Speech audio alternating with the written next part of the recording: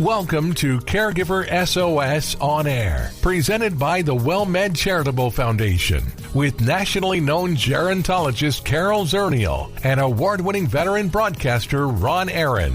This program provides health, wellness, and other information for caregivers who are vital to the health and well-being of so many people across our country. And now, here are your hosts, Ron Aaron and Carol Zernail.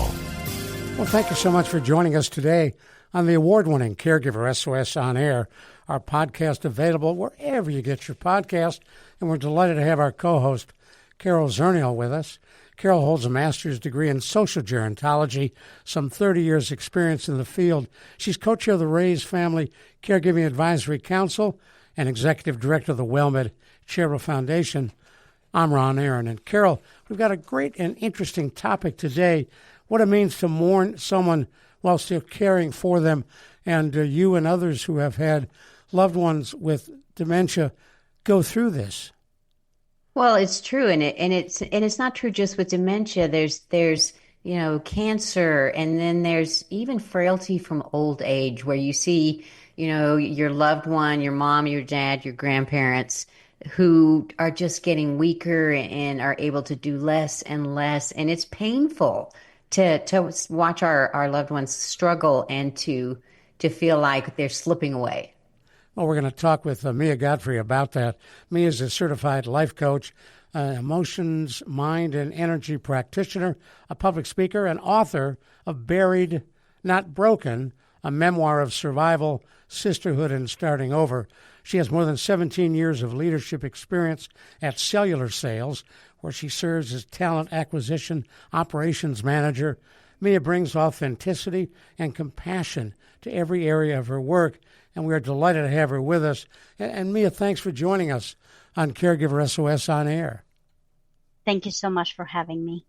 What attracted you to the field of caring for someone, missing them, mourning them, while they're still here? It happened back in 98 when my father got ill. He had cirrhosis of the liver, and his legs were amputated. So my mom became the caretaker for him, and I've seen her day in and day out and sacrificing and being there for him. But for me, this journey of becoming a life coach and caretaker started in 2023 when my sister got diagnosed with ovarian cancer. That's a tough one. Mm-hmm. Mm-hmm. And were you providing care for her as well? So in January of 2028, she was located in Montana. She was newlywed, and she got really sick. They thought she was pregnant, and she went test after test after test. Well, they discovered that she had ovarian cancer. So I moved from Knoxville, Tennessee to Montana. And for 11 months, I was her caretaker, her main caretaker, because her husband had 4 little children, and he worked all day. So she needed 24/7 care. And had you prepared yourself for caregiving, or did you just fall into it? I fell into it. The only caretaking, I witnessed my mom, and I saw her selflessness through it. And I am the youngest of 10 children, but I was the only sibling here in the United States that could reach my sister Mona. So I said, I told my husband, we're going to go there for 1 week just to check on her. And we both decided at the end of that week, we said our goodbyes. He flew back to Tennessee, and I remained in Montana to try to take care of her. What was that like? Tough. It was one of the toughest decisions I ever made because, one, leaving my husband. We have 2 grown children. We were getting ready to get our oldest daughter married, and there were the wedding preparations. But he understood, and I will forever be grateful that he understood that bond that I had with my sister. We were 13 months apart, and she was my lifeline since I was 5 years old. Since I remember, she was always the one that I've always talked to. She knew all my secrets. And when she got sick and we went there, we thought she was going to be okay. But when we realized that that's not the case, my husband said, do what you need to do. We didn't know it was going to be 11 months. It was one of the hardest decisions I ever made. That's beautiful. Stick with us just a minute. If you've just joined us, you're listening to the award-winning Caregiver SOS on Air. I'm Ron Aaron. Carol Zernail, our co-host, is here. We're talking with me, Godfrey, what it means to mourn someone while still caring for them. And she's sharing with us care for her sister who had ovarian cancer. She spent 11 months in Montana. You are her primary caregiver. You were her only caregiver. Yes. Her husband was coming home in the evening, but he was mainly focused on the kids. We made that decision early on that the kids also need to keep some type of normalcy in their life. And when that happened, it was one of those things. It never crossed my mind if this is something I need to do, because I knew if the roles would have been reversed, she would have done the same to come and take care of me. It's just that the doctor told us 6 months, and we will forever be grateful that we had 11 months with her. It were the hardest 11 months of our life, but it helped us to say our goodbyes. But the grieving definitely started day one when I decided to stay there with her and take care of her. Because you knew she would die. Everybody knew she was dying, but I will always remember that, like, she held my hand and said, I need you to believe that I'm going to get healed. And if everybody says that I'm going to die in 3 months, 6 months, 7 months, I need you to believe with me, because that I need to hold on to that. And until 11 months prior to her passing, I was talking with her like, you're going to be okay. You're going to heal, because that's what she wanted me to say. She wanted me to believe with her that she's going to be okay. So it sounds like you had to be two people. With your sister, you had to be positive. You had to help her believe. But when you walked out of that room, the reality of the situation was something that you were living with, which... Oh, yes. It was a daily struggle, because in front of her, I tried to stay positive, and we sang together. I read her like a few times a day. I used to massage her body like 3 to 4 times a day. But every time when she fell asleep and I had a couple of minutes to walk out, or 10 minutes or an hour, I walked in the bathroom and I broke down, because I didn't want the kids to see me either. I was trying to keep the kids positive that their mom is going to be okay, because she was the second mother. Their first mama passed away 2 years prior. Oh, wow. And I was trying to keep that hope alive for the children and for her. But deep down, I knew that this is precious time to spend with her. But it did not make it easier trying to play both roles. How old were the children? The youngest one was 7 years old, and the oldest one was 13 years old. So they knew what was happening. They knew what was happening. So what you are a life coach and you talk with others. What do you tell them about how to get through such a painful situation? I always tell everybody to try to live in the moment, because even if somebody in our family is not sick and we're not caretakers, we still don't have guarantee tomorrow. So what counts is this moment right now, what we have with each other. This is the only moment that counts. So if in that moment I am just going to read a chapter to my sister, I need to put my whole heart in it, because that could be the last one. And I always encourage them to, not just in caregiving, to live their life every moment like it's their last. Which is good advice for all of us. No guarantee. We tend to forget it. We tend to forget that. Yeah. As the end approached, and you knew she had fewer and fewer days, how were you dealing with that? The hardest part for me when I truly broke down, 11 months prior to her passing, like her leg swollen, like all the way. We knew that was it. She had no circulation. And she got up in the middle of the night. I was staying with her in the living room, and every 2 hours, I was waking her up to try to give her the pills and give her liquids. And when I woke up, it was about 3 a.m., and she grabbed my hand and she said, "I'm in a lot of pain." And to this point, she refused the pain because she wanted to go holistic way. And we told the doctor, we need the pain medication because that day will come that she's going to need it. So I remember like I was holding her hand and I said, "I beg you, please take one of these pills." And she grabbed my hand and she said, "I'm going to take it if you promise me you will not allow me to become addicted." So I said, "I promise you that I will not allow you." So I hugged her and I gave her her first pain pill.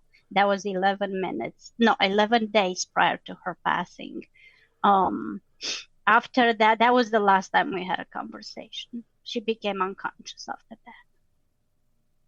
Well, and that's another part that people may not realize watching movies and reading books, that there can be a long period when somebody who's very sick, yes, between the time that they stop, you said become unconscious, to the time that they may actually pass. And yes, those are very difficult days where you have a lot of time to think and feel that grief.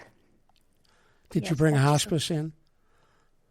No, that's one thing she requested. And she made her husband promise that she will pass away at home and we will not bring hospice in.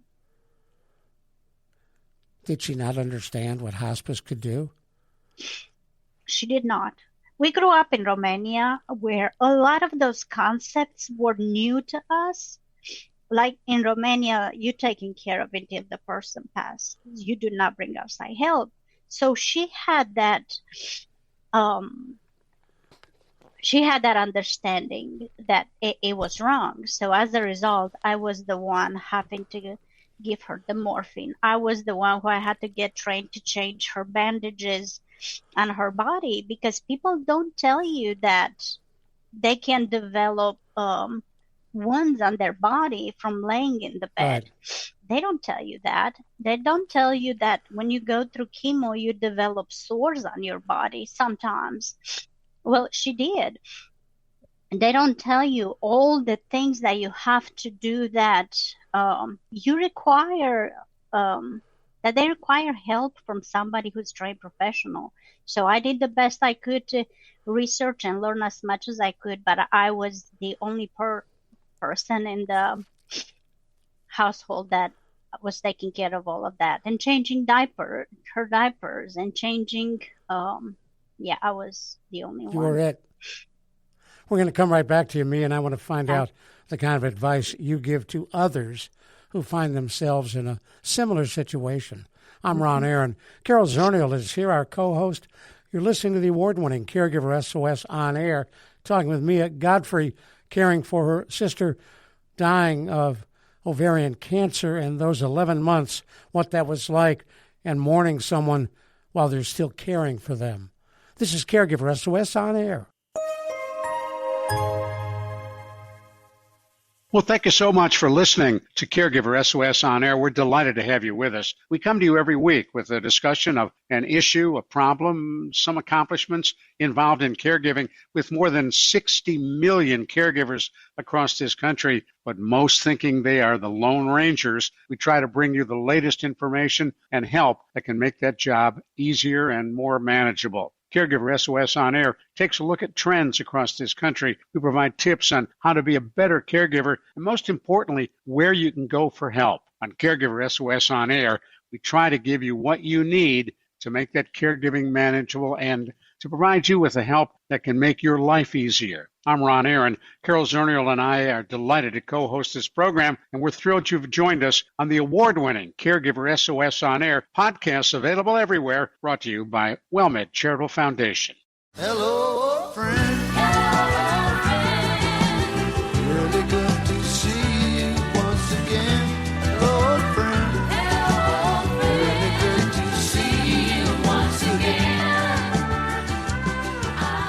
We appreciate you sticking with us right here on the award-winning Caregiver SOS on Air. Our podcast available wherever you get your podcast. We're also on the radio in several cities in Texas and Florida as well. Our special guest from Knoxville, Tennessee is Mia Godfrey, and we're talking about what it means to mourn someone while still caring for them. And Mia, for those who are listening, who are involved or about to become involved in a very similar situation for a loved one, what's your advice for them? Have grace on yourself. There were many times a day that I was really tough on myself. That what if you would have done X, Y, and Z? Maybe she would have survived longer. Maybe she would have healed. Maybe. So for those 11 months, I did not know how to take care of myself because I felt like it was selfish.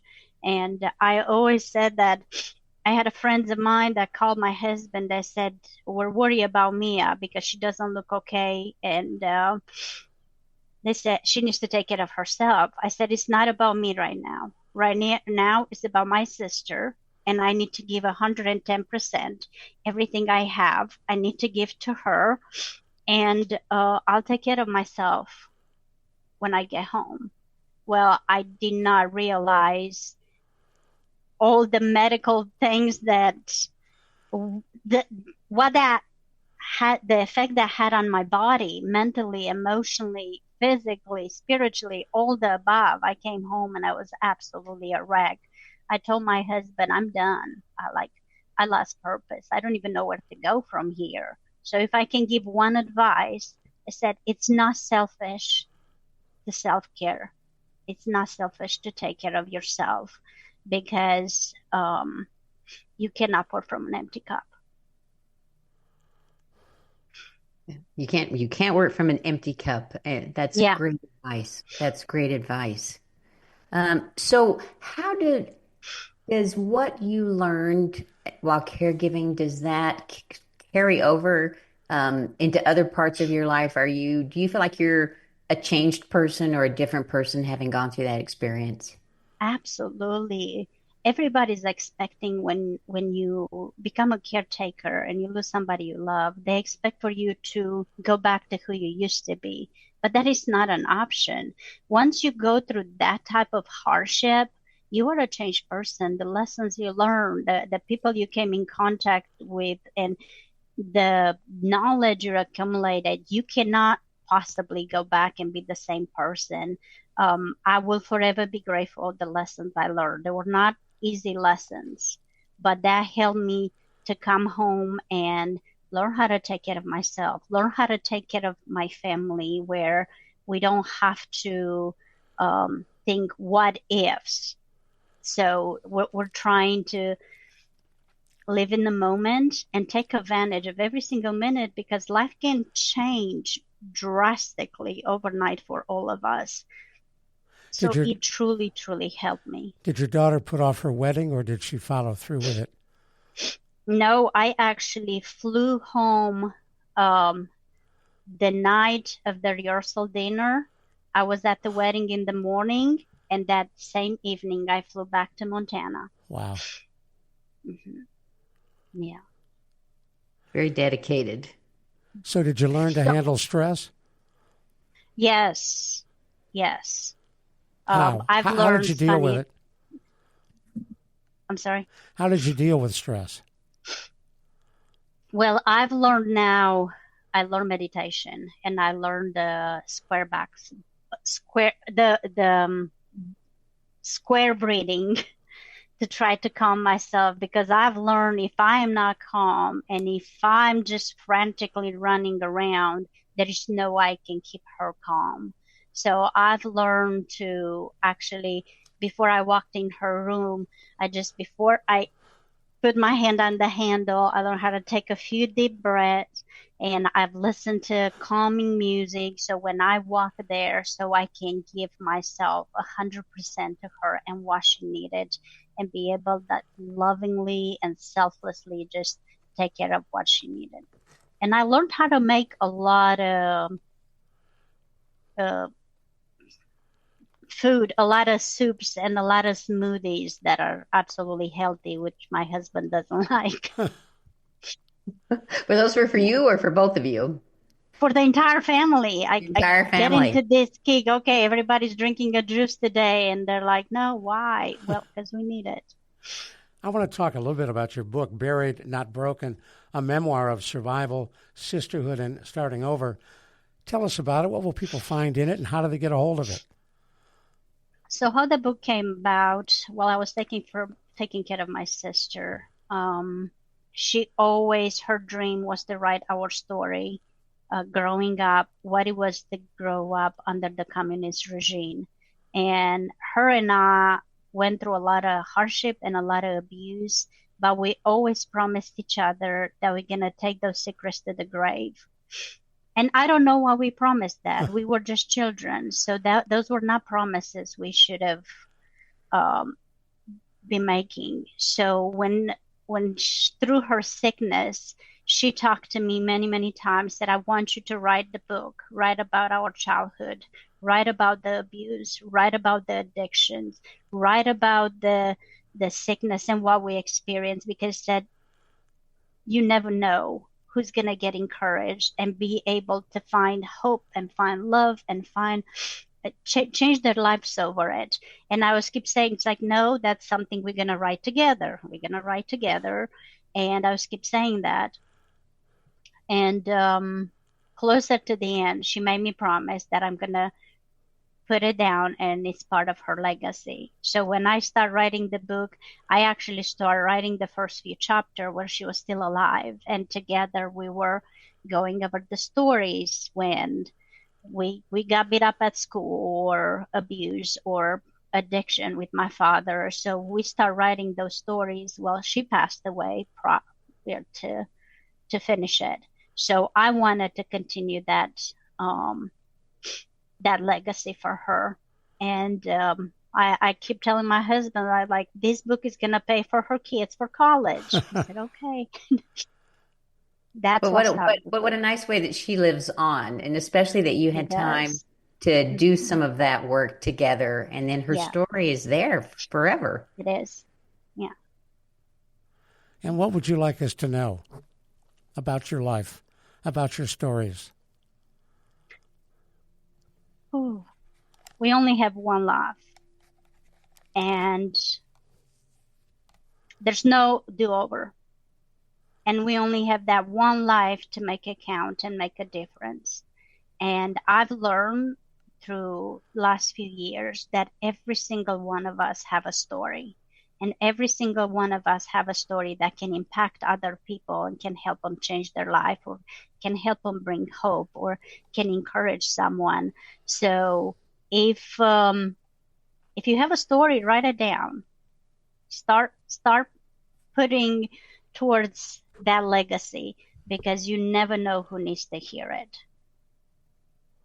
And for you, those 11 months were difficult, but in some ways very beautiful. They were. I would not change the 11 months that I spent with my sister, because in a sense it would be harder. It would have been harder in a sense if I didn't have a chance to say goodbye. What were your last words to her? That's a tough one. That I'm going to be okay. And do you find yourself talking to her now? Absolutely. One of her biggest fear was that I'm not going to be okay. My mom's not going to be okay, and her husband and her kids.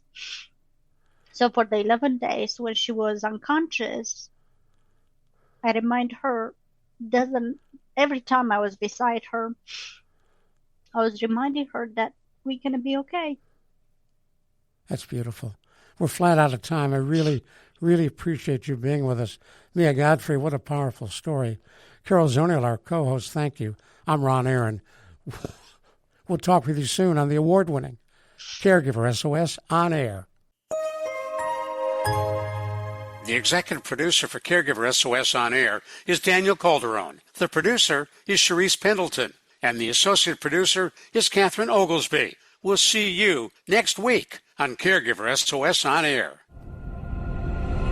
You've been listening to Caregiver SOS On Air, an exclusive presentation of the WellMed Charitable Foundation. We welcome emails with suggestions and comments on this program at radio@wellmed.net. Join co-hosts Carol Zernail and Ron Aaron next week for more on caregiving, improving the health and well-being of caregivers and their care recipients everywhere. For more on caregiving and podcasts of our programs, visit caregiversos.org.